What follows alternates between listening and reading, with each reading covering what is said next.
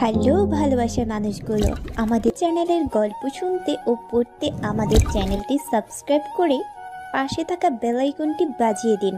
আর আমাদের গল্পগুলো যদি আপনাদের কাছে ভালো লেগে থাকে তাহলে অবশ্যই লাইক, কমেন্ট, শেয়ার করতে একদম ভুলবেন না। রাজের মুখে সিগারেটের ধোঁয়া টানা কাশতে থাকে, কিন্তু রাজ তার সিগারেট খাওয়া থামাচ্ছে না। এমন সময় তানা রেগে রাজের মুখ থেকে সিগারেট নিয়ে নিচেই ফেলে দেয়। তা দেখে রাজ বলল, এটা কি হলো? এই ছেলে, এটা কি সিগারেট খাওয়ার জায়গা? এখানে কোথাও তো লেখা নেই যে এখানে সিগারেট খাওয়া যাবে না। আর থাকলেই বা কি, আজ কাউকে মেনে চলে না। তুই দেখি আসলেই বেয়াদব একটা ছেলে। এই মেয়ে চেনা নাই জানা নাই, ডিরেক্ট তুই করে বলতেছেন। অশুভ মেয়ে কোথাকার, কমন সেন্স নাই। কি? আমার কমন সেন্স নাই? বেয়াদব বকাটে ছেলে, একে তো নিজে অন্যায় করেছে, তার উপর বড় বড় কথা। আমি আবার কি অন্যায় করলাম? সিগারেট খাওয়া কি অন্যায়? সিগারেট খাওয়া যদি অন্যায় হয় তাহলে আবার সেই অন্যায়টাই করেছি। দেখি কি করতে পারেন। এই মামা, 2টা সিগারেট দাও তো। রাজ দোকান থেকে 2টা সিগারেট নিয়ে একসাথে 2টা সিগারেট জ্বালায়। সিগারেট 2টায় এক টান দিয়ে পুরো ধোঁয়া তানহার মুখের দিকে মারে, যার ফলে তানহা আবারও কাশতে শুরু করে। তানহা কাশি দেখে রাজ আবারও একটু ধোঁয়া তানহার দিকে মারে। তানহা এবার রেগে গিয়ে রাজকে ঠাস ঠাস করে 2টা থাপ্পড় মেরে দিয়ে বলল, চল আমার সাথে, পুলিশের সাথে বেয়াদবি করার মজা আজ তোকে ভালোভাবে বুঝাবো। এই বলে তানহা রাজের কলারে হাত দেয়। রাজের শার্টের কলারে হাত দেওয়াতে রাজ রেগে যায় আর এক ঝটকায় কলার ছাড়িয়ে নেয় আর বলে, এই মেয়ে, তোর সাহস তো কম না? থাপ্পড় মেরে আবার কলার ধরেছিস। তোর ভাগ্য ভালো তুই মেয়ে, না হলে এতক্ষণে হসপিটালে বেঁধে থাকতি। কে হসপিটালে বেডে থাকবে তা তো সময় বলবে। চল আমার সাথে। আপনার সাথে যাব মানে? আমার সাথে থানায় চল। তোর এমন ব্যবস্থা করব, আর পুলিশের সাথে কোনোদিন বেয়াদবি করবি না। বেয়াদবি কি দেখছেন কি? আমি হলাম আনলিমিটেড বেয়াদব, তা সময়ের সাথে সাথে দেখতে পারবেন। তোর বেয়াদবি আমি বের করছি। চল আমার সাথে থানায়। ও তাই? তা কি জন্য আমাকে থানায় নিয়ে যাওয়া হচ্ছে? কোনো কারণ ছাড়া বা অপরাধ ছাড়া তো এইভাবে ধরে নিয়ে যেতে পারেন না, এটা নিশ্চয় জানা আছে। ইফটিজিংয়ের দায়ে। ইফটিজিং মানে? আমি আবার কোন মেয়েকে ইফটিজিং করলাম? একটু আগেই যে আমাকে ইফটিজিং করলি, এটা এক প্রকার ইফটিজিং। আর তোকে বুঝাবো পুলিশের সাথে বেয়াদবি করার ফল। আমি যে আপনাকে ইফটিজিং করলাম তার প্রমাণ কি? তোর প্রমাণ লাগবে না, চল থানায়, তোর প্রমাণ আমি বের করছি। এটা বলে তানহা রেগে গিয়ে রাজের হাতে হ্যান্ডকাপ লাগাতে লাগলো। তখন রাজ ছাড়িয়ে নিয়ে বলল, ছাড়ুন, হ্যান্ডকাপ লাগাতে হবে না, আমি এমনিই যাচ্ছি। এই বলে রাজ গাড়িতে বসে পড়ল। তানহা ড্রাইভ করে থানায় নিয়ে চলে গেল। রাজকে লকআপের কাছে নিয়ে এসে এক ধাক্কা দিয়ে লকআপের ভিতরে ঢুকিয়ে দিয়ে লকআপটা লক করে দিল। তখন রাজ বলল, লকআপে তো পুরে দিলেন, কিন্তু আটকে রাখতে পারবেন তো? সেটা তো সময় বলবে। সাহস থাকলে আমার আব্বুর নাম্বারে কল দেন। দেখি তোর আব্বু কি করতে পারে। তবে একটা কথা, এখানে তোর আব্বু তো দূরের কথা, মিনিস্টার নেমে এলো, তোরে ছাড়বো না আমি। তানহা তার ফোনটা বের করে রাজের থেকে নাম্বার নিয়ে রাজের আব্বুকে ফোন দিল লাউড স্পিকার দিয়ে। একবার রিং হতে ফোনটা কেটে দিল। আবার ফোন দিলে তার আব্বু ফোনটা রিসিভ করে তখন তানহা বলে, আসসালামু আলাইকুম আঙ্কেল। ওয়ালাইকুম আসসালাম। কে তুমি মা? চিনতে পারলাম না। আমার আপনি চিনেন না? আপনার বকাটে ছেলে রাস্তায় রাস্তায় সাইডে দাঁড়িয়ে সব মেয়েদের কিপটিজিং করে, তাই তাকে থানায় ধরে আনা হয়েছে। এই নিন, কথা বলো। এই বলে তানহা ফোনটা রাজের কাছে নিয়ে গেল। রাজ তো চোখ বড় বড় করে তানহার দিকে তাকিয়ে আছে। তখন রাজের আব্বুকে বলল, বিশ্বাস করো আব্বু, আমি এমন কিছুই করি নাই। 10 মিনিটের মধ্যে আমাকে এখান থেকে বের করো। বিশ্বাস করবো তাও আবার তোকে কখনোই না। তোরে অনেকবার ছাড়িয়েছি আমি, কিন্তু এবার আর না, কারণ তুই মেয়েদের ইপটিজিং করিস এটা জানতাম না। এবার তোর একটা শিক্ষা হওয়া দরকার। বিশ্বাস করো আব্বু, আমি এমনটা করি নাই। উনি মিথ্যে কথা বলছে। একজন পুলিশের তো আর ঠেকা নয় যে তোরে এমনি এমনি ধরে নিয়ে আসবে। তোর একটা শিক্ষা হওয়া উচিত। থাক তুই ওইখানে। আব্বু, আম্মু কিন্তু আমার জন্য চিন্তা করবে। তোর আম্মুরে আমি সামলে নিব। 2 দিন এইখানে থাক, এমনি ঠিক হয়ে যাবে। আর তোরে যেন এই 2 দিনে সোজা করে দেয় সেটা আমি বলে দিচ্ছি। আব্বু, কাজটা কিন্তু ঠিক করতেছো না। সময় কিন্তু আমারও আসবে। কাজটা আমি 100% ভালো করেছি। আর এটা শুনলে তো আম্মুও খুশি হবে মনে হয়, কারণ তোর একটা শিক্ষা পাওয়া উচিত। 2 দিন থাক, এমনিতেই ঠিক হয়ে যাবে। তারপর আমি গিয়ে নিয়ে আসবো। চিন্তা করবেন না আঙ্কেল, আমি এই দুজনের সোজা করে দেব, যেন কারো সাথে বেয়াদবি করতে না পারে। ঠিক আছে মা, একটু ভালোভাবে আদর যত্ন করে দিও তো। আমরা তো আর কিছু করতে পারি না। ঠিক আছে আঙ্কেল। আব্বু, আমার কিন্তু রাগ করতেছে। আমাকে এখান থেকে নিয়ে যাবে কিনা বলো। রাজের আব্বু কোনো রেসপন্স না করে ফোনটা কেটে দিল। ফোনটা লাউড স্পিকারে থাকায় সব কথা তানহা শুনেছে। সব কথা শুনে তানহা বলল, কি রে, এখন কি করবি? খাওয়া শেষ? আর একটা নাম্বার তুলুন। চান্স হয়ে একবার, আর কাউরে কল দিতে পারবি না। জাস্ট তোর পরিবারের জানানো প্রয়োজন ছিল, তাই ফোন দিলাম, না হলে আবার চিন্তা করতো। আপনি মিথ্যা কথা বলবেন কেন?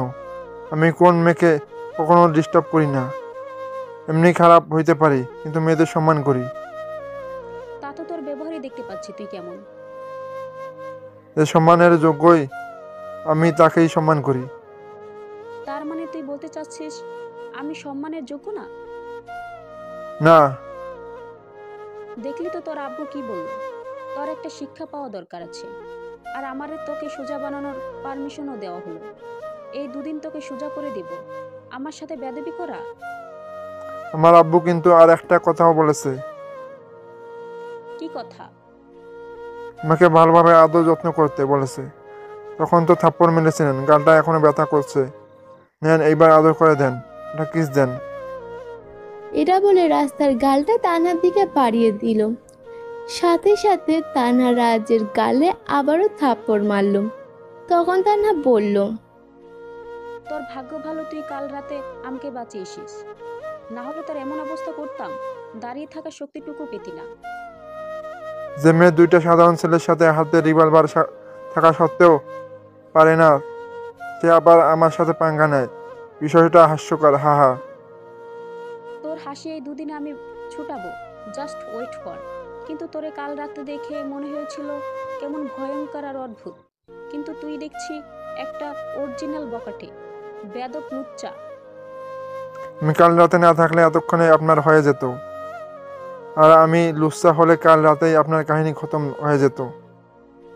সেই জন্যই তো তোকে কিছু বলছি না, কারণ তুই আমার সবচাইতে দামি জিনিসটা রক্ষা করেছিস। কিন্তু তোরে তো একটু সোজা করতেই হয়। তোর আব্বু পারমিশন বলে কথা, 2 দিন থাক, ঠিক হয়ে যাবি। এই বলে তানহা তার টেবিলে গিয়ে বসল। তানহার টেবিল রাজ স্পষ্ট দেখতে পাচ্ছে সামনে হওয়ায়। রাজ আর কথা বাড়ালো না, কারণ রাজ বুঝে গেছে 2 দিন আগে এখান থেকে বের হওয়া অসম্ভব। রাজ একটা ফোন করলেই এখান থেকে বেরিয়ে যেত, কিন্তু সেই সুযোগ আর নেই, কেননা তানহা আর কাউকে ফোন দেবে না। আর রাজের ফোনটাও সে নিয়ে অফ করে রেখে দিয়েছে। রাজ দেওয়ালে হেলান দিয়ে বসে পড়ল। রাজ কিছুক্ষণ বসে থাকার পর তার সামনে তান্না কিছু খাবার নিয়ে এসে বলল, দুপুর তো হয়ে গেছে, নে এগুলা খেয়ে নে। হোয়াট? আমি খাবো এইগুলা? এইগুলো তো আমাদের বাড়ির কাজের লোকেরাও তো খায় না এগুলো। এর চেয়ে ভালো খাবার এখানে নেই। আর তোরে সোজা করতে এই খাবারগুলোই যথেষ্ট। এগুলো কেউ খায়? মরে গেলেও খাবো না আমি। এখানে যারাই থাকে তারাই এই খাবার খায়, আর তোকেও খেতে হবে। অসম্ভব। আমার ওয়ালেটে টাকা আছে, সেখান থেকে নিয়ে বাইরে থেকে কিছু খাবার কিনে আনুন আমার জন্য। তোরে কি আমার চাকর মনে হয়? তোরে খাবার আমি নিয়ে আসবো? তাহলে আমার ফোনটা দিন, আমার ফ্রেন্ড ফোন করে খাবার আনতে বলি। সেটাও সম্ভব না। তোকে এই খাবারগুলোই খেতে হবে এই 2 দিন। এর চেয়ে ভালো খাবার পাবি না। আমি না খেয়ে থাকবো, তবুও এগুলো খাবো না। আপনি নিয়ে যান এইগুলো। পেটে টান পড়লে সব খাবি। এই খাবারগুলো রেখে গেলাম, পেটে টান পড়লে খেয়ে নিস। আর আমিও দেখি কতক্ষণ না খেয়ে থাকতে পারিস।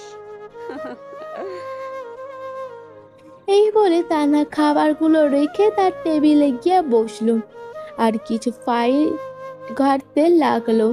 রাজ বসে তান্হার দিকে তাকিয়ে আছে। এভাবেই দুপুর গড়িয়ে বিকেল হয়ে গেল, কিন্তু রাজ কিছু মুখে তুলছে না। রাজের অনেক ক্ষুধা পাওয়া সত্ত্বেও রাজ খাচ্ছে না, কারণ রাজ একবার যেটা বলে সেটাই করে। রাজকে এইভাবে না খেয়ে থাকতে দেখে তানহা অবাক হচ্ছে, কারণ সকাল থেকে প্রায় বিকেল হয়ে গেল কিন্তু রাজ খাবারগুলোর দিকে তাকাচ্ছে পর্যন্ত না। রাজের মুখ দেখে বোঝা যাচ্ছে রাজের খিদে পেয়েছে, কিন্তু তানহার দেওয়া সেই খাবারগুলোর দিকে রাজ তাকাচ্ছে না। তখন তানহা রাজের সামনে এসে বলল, কি রে, খাবারগুলো খাচ্ছিস না কেন? দেখে তো মনে হচ্ছে খুব খিদে পেয়েছে তোর। খিদে তো পেয়েছে, কিন্তু এইগুলো তো আমি খাবো না। তোকে এগুলোই খেতে হবে। এত ঝামেলা না করে চুপচাপ খেয়ে নে, না হলে না খেয়ে মর। আমি খাবো না এইগুলো। একটা কাজ করেন, আমাকে খাবার এনে দিতে হবে না, একটা সিগারেট এনে দিলেই চলবে। রাজের কথাটা শোনা মাত্রই তানহা রেগে যায়। তানহা রেগে গিয়ে ভিতরে এসে রাজের গালে ঠাস করে একটা চড় বসিয়ে দিয়ে বলল, তোর মুখ থেকে যেন নেক্সট টাইম সিগারেটের কথা না শুনি, কথাটা যেন মাথায় থাকে। এটা বলে তানহা বেরিয়ে গেল। রাজ গালে হাত দিয়ে দাঁড়িয়ে আছে। রাজ ভাবতে পারেনি সামান্য সিগারেট চাওয়াতে এতটা রেগে যাবে তানহা। রাজ আর কিছু না বলে দেওয়ালে হেলান দিয়ে ঘুমানোর চেষ্টা করলো, কারণ অনেক ক্লান্ত হয়ে আছে। তানহা ও থানা থেকে বেরিয়ে পড়লো চারিদিক এলাকা একটু চক্কর দিতে। প্রায় সন্ধ্যা হয়ে গেল। তানহা থানায় এসে দেখে রাজ দেওয়ালে হেলান দিয়ে ঘুমিয়ে আছেন, আর তার পাশেই খাবারগুলো যেমন অবস্থা ছিল ঠিক তেমনই আছে। রাজ তাতে হাত পর্যন্ত দেয়নি। তানহা বুঝতে পেরেছে হাজার চেষ্টা করলেও রাজকে এগুলো খাওয়াতে পারবে না। রাজ যা বলে তাই করে। তানহা রাজকে অনেক ডাকাডাকি করলো, কিন্তু রাজের ঘুম ভাঙছে না। তখন তানহা ভিতরে ঢুকে রাজের মুখে পানি মারতেই রাজ জেগে যায়। রাজ উঠে তানহার দিকে করুণ দৃষ্টিতে তাকিয়ে আছে। তানহা রাজের এই অবস্থা দেখে ফিক করে হেসে দিল, আর রাজ তানহার হাসির দিকে অপলক দৃষ্টিতে তাকিয়ে রইল। তানহা হাসতে হাসতে বলল, তোর তাকানো দেখে মনে হচ্ছে কোনো এক ক্ষুধার্ত কুকুর 7 দিন ধরে রুটি পায়নি। সুন্দর। কি? আপনার হাসি দেখে তো ক্রাশ খেয়ে গেলাম। আহ, কি সুন্দর হাসি! আপনারই আমার বউ বানাবো। তুই তো দেখছি আচ্ছা ফাজিল, জেলের ভিতরে ঢুকে ফ্ল্যাট করছিস। ফ্ল্যাট করলাম কই? আমি তো সব সত্যি কথা বললাম। আপনার হাসি আমার মনে ধরেছে। বিয়ে করলে আমি আপনাকেই করব। সেই স্বপ্ন বাদ দে। আমি কেন, কোনো মেয়েই তোকে বিয়ে করবে না। আর আমাকে বিয়ে করা তো বিলাসিতা। বিয়ে একদিন আমি আপনাকেই করব। তুই তো দেখছি একটা বেয়াদব। ভাবছিলাম তোরে কিছু খাবার কিনে এনে দিব, কিন্তু তা আর হলো না। এই বলে তানহা রাজের কাছ থেকে চলে আসতে যাবে, এমন সময় রাজ করুণ সুরে বলল, এমন করো না জান, প্লিজ খাবার এনে দাও। খুব ক্ষুধা পাইছে। আমি মরে গেলে তো আমার কি হবে বলো? তোরে তো আমি। সরি, আমি তো মজা করেছিলাম। এখন কিছু খাবার এনে দেন না প্লিজ, খুব ক্ষুধা পাইছে। এবারের মতো মাফ করে দিলাম, বল কি খাবি? বেশি কিছু না, এক প্যাকেট বিরিয়ানি আর একটা কোক আর একটা সিগারেট। ঠাস ঠাস আবার সেই সিগারেট? এবার যদি তোর মুখ থেকে সিগারেটের কথা শুনি খুন করে ফেলবো তোকে, বলে দিলাম। সিগারেট পাবি না, তুই 20 মিনিট দাঁড়া, বিরিয়ানি আর কোক আনতেছি। এই বলে তানহা চলে গেল বিরিয়ানি আনতে। প্রায় 20 মিনিট পর তানহা বিরিয়ানি কোক নিয়ে আসে রাজের জন্য। রাজকে বিরিয়ানি আর কোক দিতেই রাজ অসহায় দৃষ্টিতে তাকিয়ে রইল তানহার দিকে। তখন তানহা বলল, আবার কি হলো? খাইয়ে দেন না প্লিজ। ফাজলামি করিস আমার সাথে? এমন একটা থাপ্পড় মারবো না, একদম সোজা হয়ে যাবি। আমি তো নিজের হাত দিয়ে খাই না, আমারে আম্মু প্রতিদিন খাইয়ে দেয়। এখানে তো আম্মু নেই, তাই আপনারে বললাম খাইয়ে দিতে। তুই কি মেয়ে মানুষ, তোকে খাইয়ে দিতে হবে? আর তোর আম্মু তোকে খাইয়ে দেয়, এটা আমার বিশ্বাস করতে হবে? বিশ্বাস না হলে আব্বুকে কল দিতে পারেন। ফোন করার কোনো প্রয়োজন নেই, চুপচাপ তাড়াতাড়ি খেয়ে নে, না হলে খাবারগুলো নিয়ে চলে যাব। সারা রাত না খেয়ে থাকতে হবে। আমি নিজের হাতে দিয়ে খাবো না, আপনি খাইয়ে দিলে খাবো, না হলে না। দেখ, রাগ উঠাবি না, নিজের হাতে খেয়ে নে। না আমি খাবো না, আমার আম্মুর হাতে খাবো, না হলে আপনার। তোর আম্মুকে এখন আমি কোথায় পাবো? আর আমিও তোকে খাইয়ে দিতে পারবো না। তাহলে আমি খাবো না, নিয়ে যান খাবারগুলো। দেখ, শেষবারের মতো বলছি, বিরক্ত না করে খেয়ে নে। বললাম তো খাবো না। ওকে, না খেয়ে থাক। আমিও আবার কি তোর মতো ছেলের জন্য? এই বলে তানহা বেরিয়ে চলে আসে আর নিজের টেবিলে বসে কাজ করতে থাকে। রাগ ইচ্ছে করেই খাচ্ছে না, কারণ সে তানহার হাতে খাবে ভেবেছে। এইভাবেই আরো কিছুক্ষণ অতিবাহিত হয়ে গেল। রাজ অনেকক্ষণ না খেয়ে থাকায় রাজের মাথা ব্যথা করতে লাগলো, তবুও রাজ খাচ্ছে না। রাজ অনেকটা সময় না খেয়ে থাকার ফলে মাথা ব্যথা করতে লাগলো। যেই মাথা ব্যথা রাজের প্রায় সময় হয়ে থাকে। রাজ এক সময় তার 2 হাত দিয়ে মাথা চেপে ধরে। তানহা আর টেবিল থেকে দেখতে পায় রাজ 2 হাত দিয়ে মাথা চেপে ধরে আছে। তা দেখে তানহা রাজের কাছে এসে বলল, কি এইভাবে মাথা চেপে আসিস কেন? ওখান থেকে না খাওয়ার ফলে মাথাটা ব্যথা করছে। তাহলে খেয়ে নে, খাচ্ছিস না কেন? না আমি খাবো না। দেখ, বিরক্ত করবি না, না খেলে অসুস্থ হয়ে যাবি, আর তার পুরো দোষ আমার উপরে পড়বে। আমি কি খেতে চাইছি না নাকি? বলছি তো খাইয়ে দিলে খাবো। তুই তো দেখছি সম্পূর্ণই আলাদা। না খেয়ে অসুস্থ হয়ে যাবি, কিন্তু নিজের জেদ ধরে রাখবি। আমি একবার যা বলি তাই করি। যে জিনিসটা আমার পছন্দ তা না পেলে আমি কেড়ে নেই। তুই তো দেখছি বাকি অন্যদের মতো না। আমি আমার সাথে অন্য কারো তুলনা দিতে চলবে না। আমি অনলি ওয়ান পিস, আমার মতো দ্বিতীয় আর খুঁজে পাবেন না। খুঁজে পাওয়ারও দরকার নেই, এসব ফাপড় বাদ দে, দিয়ে চল হা কর। খাইয়ে দেবেন? না দিয়ে আর উপায় আছে? তুই অসুস্থ হয়ে গেলে আমার উপর সম্পূর্ণ দোষ হবে। এই তো বুঝতে পেরেছেন, এটা আর একটু আগে বুঝলে আমাকে না খেয়ে থাকতে হতো না। এত কথা না বলে ভালোই ভাবে বস, আমি খাইয়ে দিচ্ছি। ওকে মাই যান। তানহা রাজের দিকে রেগে তাকালো। রাজ আর কিছু বলল না, চুপচাপ ভালোভাবে বসে পড়ল। তানহা রাজকে খাইয়ে দিতে লাগলো। তানহা এই প্রথম কাউকে খাইয়ে দিচ্ছে। তানহা ভালোভাবে রাজকে খাইয়ে দিতে পারছে না, তবুও রাজ তানহার হাতে খাবার খাওয়ার অনুভব করছে। রাত এই প্রথম তার আম্মুর হাত বাদে অন্য কারোর হাতে ভাত খাচ্ছেন, তাও আবার ক্রাশের হাতে।